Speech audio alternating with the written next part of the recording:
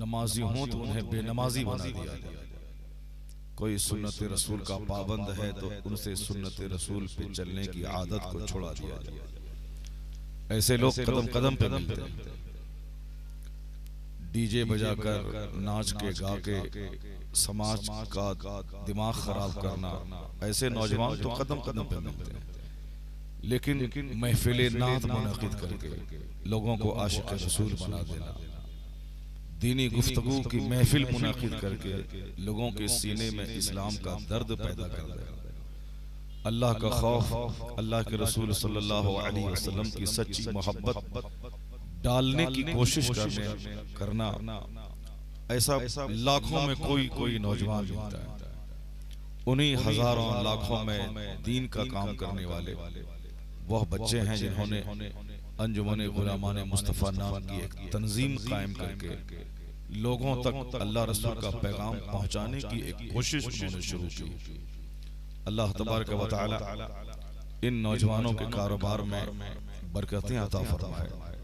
उन्होंने जो वक्त दिया है इस काम के लिए, इसका बेहतरीन सिला अता फरमाए और इससे दूसरे मोहल्ले के नौजवानों को भी तमाम खुराफात व वाहियात से बचकर इसी तरह दीन का काम करने की तौफीक अता फरमाए। एक बार मोहब्बत से दुरूद शरीफ पढ़ने, अल्लाहुम्मा सल्लि अला सय्यिदना व मौलाना मुहम्मदिन मअदनिल जुद वल करम व आलिहि व बारिक व सल्लिम सलातन व सलामन अलैका या रसूल अल्लाह। आप यहाँ इबादत की गर्ज से महफिल में आए, जब तक आप यहाँ बैठे रहेंगे मुझे उम्मीद है कि अल्लाह की रहमतों की बारिश में आप नहाते रहेंगे। अपनी दुकान में आप बैठते हैं ताकि चंद पैसे कमा लें, ऑफिस में आप नौकरी करते हैं ताकि एक अच्छा जरिए माश मुझको मिल जाए, चौक चौराहे पे दोस्तों के साथ गुफ्तगू करते हैं कि ताकि आपका दिल बहल जाए।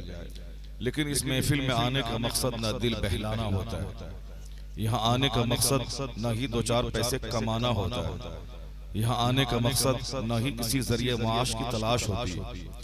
यहाँ आने का सिर्फ एक ही मकसद होता है कि मेरा खालिक, मेरा मालिक, मेरा खुदा मुझसे राजी हो जाए, मेरे नाम अमाल में नेकियों की बहार आ जाए, मैं अपने रब्बे करीम को क़यामत के दिन जब मैं मुंह दिखलाऊं ये सारी नेकियां वहां काम आ जाए। आकाए दो जहां अलैहिस्सलाम का जब दीदार हो कब्र में तो सरकार हमारी इन नेकियों को देख के खुश हो जाए, इसलिए आखिरत की फिक्र आपको यहाँ लाई। सरकार दो जहां सल्लल्लाहु अलैहि वसल्लम की सच्ची मोहब्बत में अपने आका को खुश करने का ख्याल आपको यहाँ लाया। अपने पैदा करने वाले खालिक और मालिक की खुशनुदी की तलाश आपको यहाँ लाई। जब आप यहाँ आ ही गए हैं, कोशिश करें कि एक लम्हा यहाँ का आपके लिए नेकियों की खैरात लेके आए।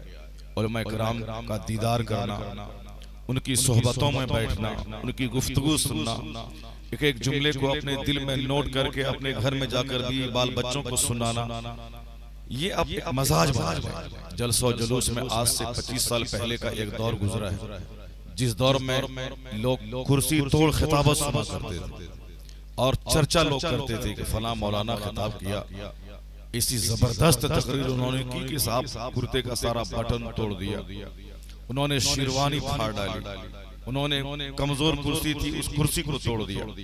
एक वक्त था जब कुर्सी तोड़ खिताबत पसंद की जाती थी, लेकिन आज की तारीख में अल्हम्दुलिल्लाह लोगों का शऊर और विजदान इतना मजबूत होता जा रहा है। लोग ये कहते हैं कि आप 5 मिनट ही तकरीर करो, 5 घंटे खिताब करने की कोई जरूरत नहीं। कुर्सी तोड़ खिताब नहीं, बल्कि दिल में जो दुनिया की मोहब्बत बस गई है वह दिल तोड़ खिताब होना चाहिए।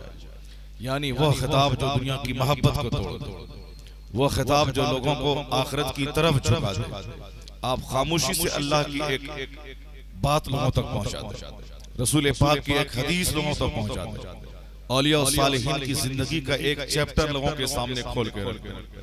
अब 5 मिनट बात करें ताकि 5 घंटे तक लोग उस बात पे सोचते रहें, तभी गौर व फिक्र का माहौल पैदा हो गया, तजस्सुस और दरियाफ्त की कैफियत लोगों में पैदा हो गई।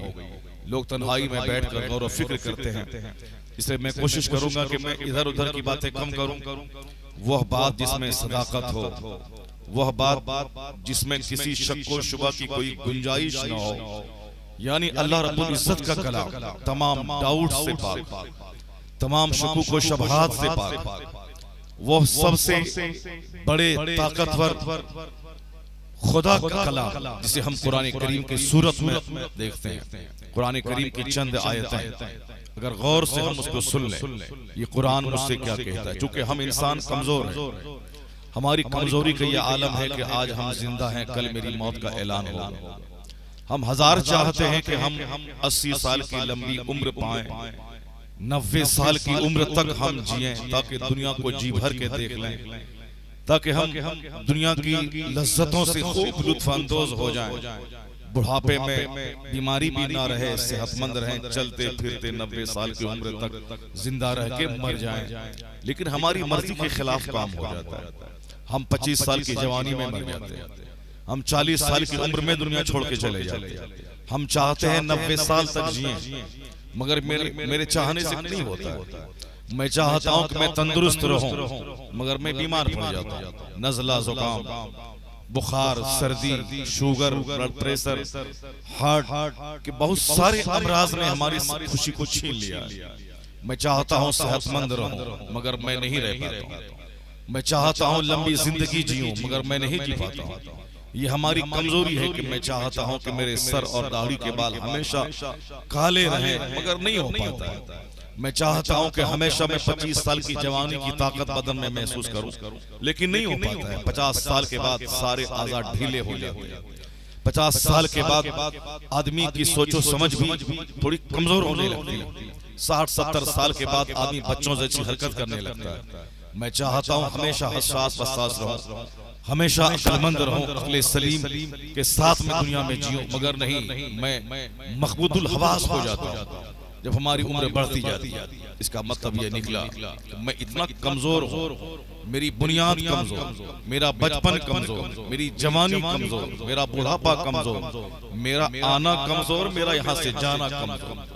मेरी बुनियाद है मैं एक मिट्टी का पुतला हूं। मेरी बुनियाद है मैं एक मिट्टी का पुतला हूं जिसे फरिश्तों ने गोंधा। उसमें जब महक आने लगी, फिर उस पुतले को सुखा दिया गया, उसे ठन ठन की आवाज आने लगी।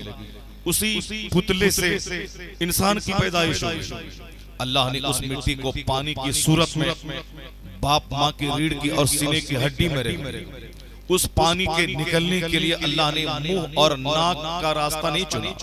अल्लाह रब्बुल इज्जत ने एक ऐसी जगह जो शर्म की जगह, जो पोशीदा रखने की जगह है, जो पुस्तर से लेके पांव तक सारे आज़ा में सबसे ज्यादा समझ लें कि वो शर्म की जगह है, जिसे आप अपनी जबान में ये कह लें, यानी सबसे ज्यादा ऐसी गंदी जगह जहां से पेशाब निकलता हो, जहां से आदमी पेशाब करता हो, उस शर्म की जगह हमारे उस पानी के कतरे के निकालने के लिए अल्लाह ने उसी जगह को चुना।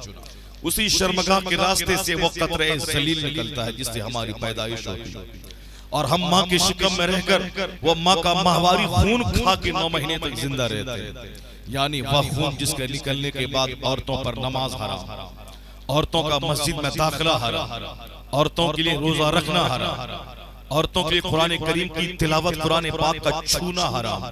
यानी वो खून है हैज का खून जिसके निकलने के बाद औरत नमाज नहीं पढ़े, औरत पर नमाज माफ है उस जमाने में, इसलिए कि चूंकि ये मुसीबत हर महीने की है और ये उसके लिए एक बड़ी मुसीबत हो जाएगी, इसलिए उस पर उन दिनों की नमाज माफ है। लेकिन रमजान का रोजा जो कि साल में एक बार आता है, इसलिए उन दिनों के रोजे की कज़ा करना उस पर लाजिम और फर्ज है। जितने रोजे छूट गए उन दिनों में रोजा रखना माना, उन दिनों में नमाज पढ़ना माना, उन दिनों में कुरान करीम की तिलावत माना। किन दिनों में? जिन दिनों में वह माहवारी खून निकलते हो, और वही खून हम माँ के शिकम में रहकर हम उसे पी के जिंदा रहते हैं। इस कदर हम कमजोर हैं कि जिस खून के निकलने के बाद औरतों का अंग अंग नापाक हो जाए, उसी खून के सहारे हम माँ के शिकम में जिंदा रहते हैं। आदमी के पाँव में कुत्ता लग जाए, वो जहाँ कुत्ता लगा है पाँव को धो दे, वो जगह पाक हो जाए। कपड़े में सूअर टच कर जाए जो नजिस से ऐन है, मगर उसका नहाना फर्ज नहीं, जहां सूअर टच करे वहां धो दे, पाक हो जाए।